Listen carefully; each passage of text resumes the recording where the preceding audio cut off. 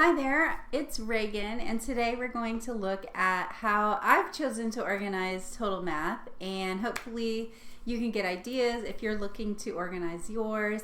I'm going to give you lots of free labels, and I will also link everything that I'm sharing, so when this video is done, and if you are watching it, the download that is going to go with it will have links to everything that I'm talking about. So there's no worrying about searching for things or any of that. So I have Unit 1 of Kinder First and Second prepped and ready to show you. I'm going to be showing you pieces and parts of each. They're all the same, organized in the same way with the same materials, but in their different color-coded versions.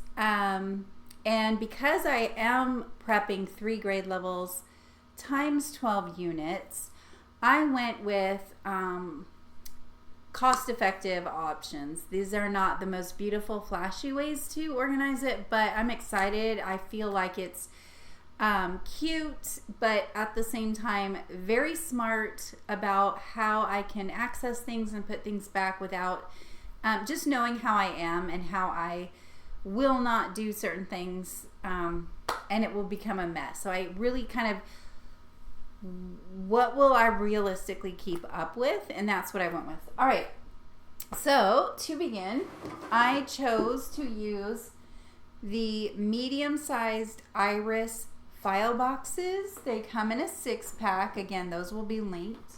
And I chose this opaque, clearish white. These labels that have the unit number and the unit name, those are a free download. And then I also put on this little piece of paper is from the scope, and it gives you the unit number and name and how many lessons are in it. I just liked having that as a cheat sheet because this is, the first year of this, so a lot of it is like, what unit's next? How many lessons is it? And all of that. So having that there will be helpful for that. So kindergarten is in the gradient pink.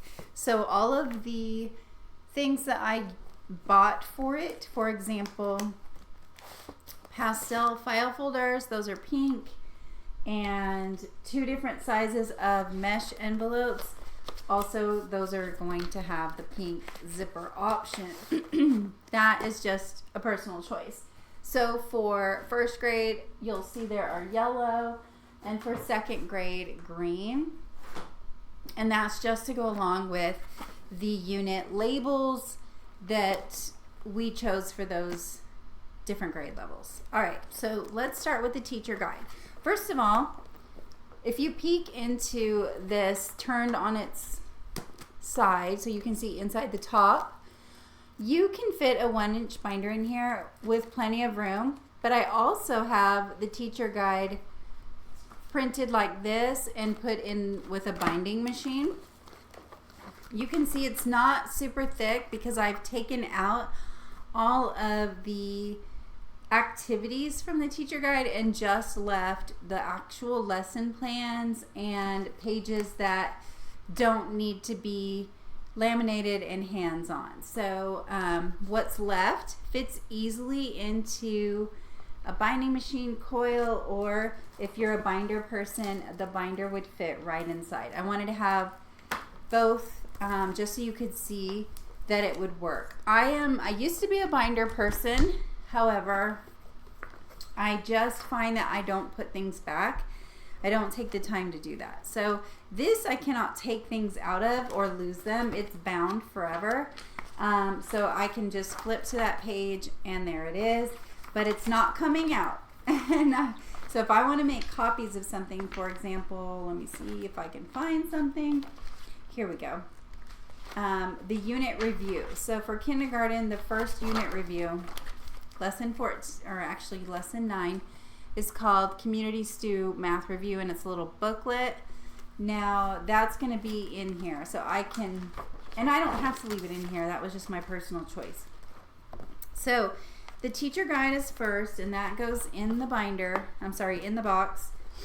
Then what I decided to do for my file folders was the things that I know I want to have to be able to take with me. Like, for example, the assessments. Now, these are the beginning of the year benchmark, the end of the year cumulative, and then also your unit comes with, every unit comes with a unit pre-assessment and then an end of unit assessment. So I just wanted an assessments file folder, and I just hand wrote it. You could certainly buy cute hanging file folders, and this even has the little ridge for it. I just, again, I know me, and I was good with just handwriting it myself. But if you aren't good with that, then of course, by all means, go crazy. The planning guide, I also wanted to have in its own folder. The take-home letters, the letters that get sent home every time we start a new unit, again, I wanted that in its own folder, and that folder can go from unit to unit as we go. Next, I used to keep my math vocabulary on a ring, and for years, but I like that it fits in these little mesh bags. Unit by unit, I can have the words, and I can put them up when we're introducing them, but I can also put them away when it's time for the next unit. And I really felt like that made sense and that I could keep up with that. So this is just, the mesh bag, but in this smaller size, like I guess it's like a pencil pouch size. So I was very excited about that. Since we're on mesh bags, let's talk about using them for the math strategies. So I ran the math strategies, or I printed them on cardstock. And again, like the vocabulary, when we're on that unit and I want to display a math strategy, I can use that. I can put it up on the focus wall, but then it can go back and away when it's time for that next unit. So all of those in there by that unit. I was just really excited about these. So the other thing that I use the mesh bags for is the application station. This is your independent practice. And I know that could just go with me to the copier. I can make my copies, I can stick them in the baggie, and then there they are, safe and sound, zipped up. I don't have to go then put it back in a binder somewhere. I just really loved that. Okay, and I keep showing only kinder, so I can let me show first grade. It's the exact same here. So let's go back to the teacher guide. In the teacher guide, there are activities that need to get prepped. So all of the teacher-led learning activities, there's work mats and things. Now with Unit 1, we're not yet doing small group. So I'll be honest and say that a lot of the teacher-led learning in Unit 1 is just guided practice. It's not going to be work mats and small group activities unless you're in kinder, where it's something you can put at the table and they can just kind of explore it, because that's more kinder. But what I did was I made labels for every single lesson in Total Math so that if you have prepped work mats for a particular, for all of the lessons, you can label them and be able to find that baggie. Again, Unit 1 for first grade, it's just looking like a worksheet, because that's really what it is, because it's the first day of school and we're just talking about mathematician manners. Yes, that's a good manner, or no, that's not a good habit and manner. So for example, using tools correctly, they would color the thumbs up. Complaining, they would color the thumbs down. It's just, something you would do together. It's a guided practice activity. But let me show you in kindergarten, what those look like. So here are the lesson baggies. And you can see they're a lot more hands-on. So this is something I can put at table groups for tub exploration. And they're sorting manipulatives by color, and it says fill the cup. So they're going to have to find enough manipulatives to then fill that cup. Here's another lesson table activity. So this is lesson 5 of building math community, and there's a whole bunch of these in the bag. So I would put pattern blocks out, which are right behind me, just to give you the full picture. Put the pattern block bucket out and put out the mats. They're all dinosaurs, and that just becomes a table exploration. So for all 12 units, you can just grab these printable Avery labels, which I have linked for you, and the free labels that I made, and just go to town. That's what I did, labeling those baggies. So then it's done. And if that, if you want to use that in unit 3, go for it. So it's just so that when it is time to put everything away, you'll know which unit it goes to and which lesson it belongs to. But you can do these in any order you want. Similar to that, I also made labels for all of the hands-on. We're almost done with all of the prep. Although it sounds like a lot, it's really not too overwhelming because a lot of the total math files are digital, which makes that so nice. So it's the same kind of thing. Sorry about the lights.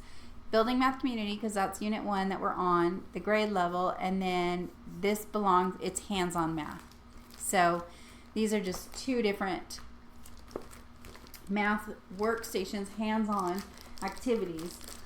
Again, I might not be ready to be putting that out in unit 1, but because it comes with it, I now have all of these stations that I can be using whenever it's appropriate for my class. And honestly, we're about done. So that's really, there is one more thing that I prepped. And I want to show you 2 more things. I want to show you in 2nd grade, because I haven't shown you enough of 2nd grade. One thing that is new and different is having teaching slide cards. These are not the actual interactive slides. These are just the teacher's notes of what to say.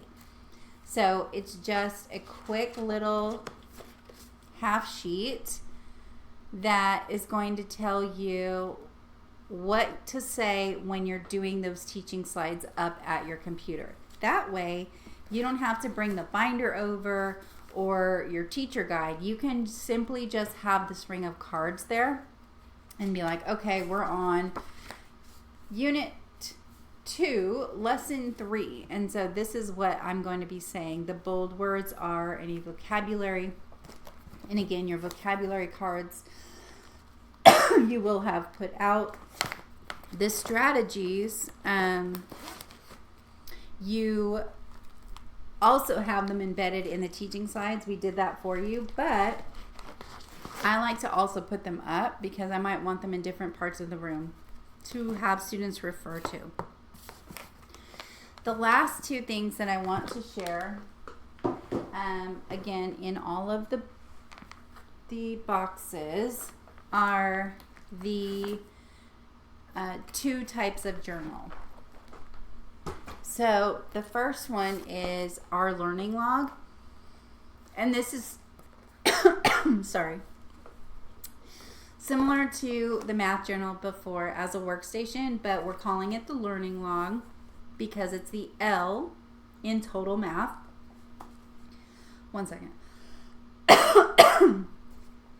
Okay, the labels are a free download, and the little contract on the inside that they promise to cut and glue and fold nicely is also a free in the free download. And then each day of total math, there is an aligned learning log activity. That doesn't mean you have to do this every day, but it is there for you to use in any way you want.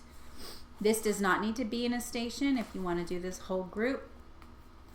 until maybe, January, and then you want to start having it be a station. The other type of journal is math notes. This is new for first grade and second grade. Didn't do it in kinder because it's not really appropriate. I'm so sorry. But for math notes, this is note taking on important instructional things that we're going to be covering periodically through that school year. So let me go ahead and find one. Here's an example. The combinations of 10. So when we are learning those, the students will then take notes on it. And I have the teacher key for you, so you'll always know what goes in the blanks as you're explaining those. This one would be less than, greater than, equal to. It's just enough notes that are appropriate for that grade level on important things that are being learned. Here's an example of, we're learning some addition strategies. Again, and this is optional, but the students, the teachers who taught upper grades and had that experience of note taking in guided math asked if we could bring that down. So for first and second grade, it's new. And I did put in there that it's optional because I didn't want people to feel like, now I've got to take notes. No, you don't have to do anything. You can use this any way you like, whatever is best for you and your students. All right, so that's honestly it, because warm-ups, it's a digital file. Number fluency, digital file. So you're just projecting a slide, going through that with your students, and that's that. Check, you did it. The prep on this, honestly, is just the teacher guide, the lessons within the teacher guide, the vocabulary, which I just print all of it on cardstock and cut it apart, stick it in a bag. Application station is worksheets, so that's so easy. It's printables. Those can be used as a station. A lot of teachers like to use that as homework if you have to do homework. The learning log goes into the learning log. Again, that's just copies. It's not really like, I'm not prepping that for students. The hands-on station is prep. That's also, I showed you that, right? Yes. Okay, I just want to make sure. I don't think I showed it in first grade. I just showed only in kinder. And the hands-on stations, here's an example. Again, it's going to give you the grade level, what it is, and then that unit. So this one is a grab and graph in first grade. These are like exploring math tools and remembering key things from the year before. Similar to kindergarten, we have one here called Pattern Block Picture, and then they are counting up the number of pattern blocks, and there's lots of different templates. So that's prep, but honestly, like, there's so many digital files in Total Math that it really lightens the load as far as that goes. There is, of course, year one, you're going to have that mountain of prep, but it quickly diminishes, and then it's like, oh, I've got all of this stuff at my fingertips and I'm ready to go. So anyway, I hope this has helped with how another way you could organize Total Math or whatever math curriculum that you have that you want to organize for yourself for the new school year. Let me know if you have any questions. Don't be shy, or if you can't find the download or any of those things. And I hope this has been helpful.